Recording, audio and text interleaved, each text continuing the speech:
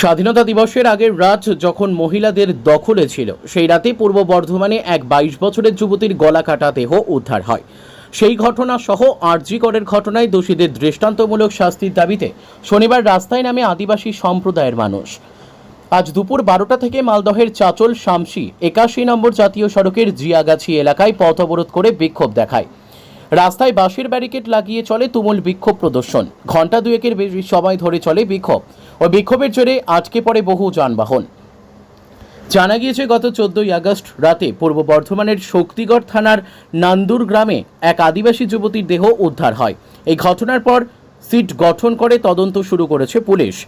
বিক্ষোভকারীদের দাবি, পূর্ব বর্ধমানের নাদুরে আমাদের আদিবাসী নার্সিং ছাত্রীকে নৃশংসভাবে খুন করা হয়েছে। এই ঘটনায় আমরা তীব্র প্রতিবাদ জানাচ্ছি।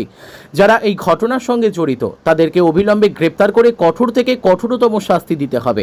এছাড়া পশ্চিমবাংলার কোনো মেয়েরাই এই মুহূর্তে সুরক্ষিত নয়। সর্বপ্রথম তাদের সুরক্ষা ও নিরাপত্তা সুনিশ্চিত করতে হবে। এই দাবিতেই আজকে আমরা পথ অবরোধ করে বিক্ষোভ দেখাচ্ছি।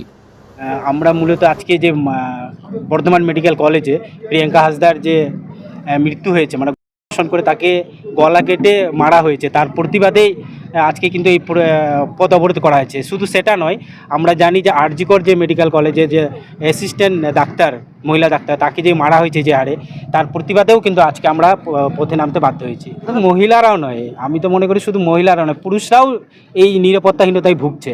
যে হারে পশ্চিমবাংলার শাসন ব্যবস্থাটা ভেঙে পড়েছে, তার জন্য কিন্তু মানুষ বিভিন্ন জায়গায়, শুধু আমরা এখানে নয়, আপনি দেখুন সারা পশ্চিমবাংলা নয়, সারা ভারতবর্ষে কিন্তু রাস্তায় নামতে মানুষ বাধ্য হচ্ছে। তার একটাই কারণে, তাদের কোনো কিছু নিরাপত্তা নেই।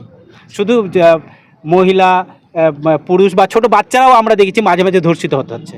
আমরা চাইছি যে প্রিয়াঙ্কা হাসদা, যেমন তার পরিবার, যে সে তো চলে গেছে, তার যাতে একদম উচিত শিক্ষা পাক, যে যারা ধর্ষণ করেছে দোষীরা, তারই যাতে উচিত শাস্তি পাক। বা এমনকি আমরা এটাও দাবি করছি তার ফাঁসি পর্যন্ত দেওয়া হোক।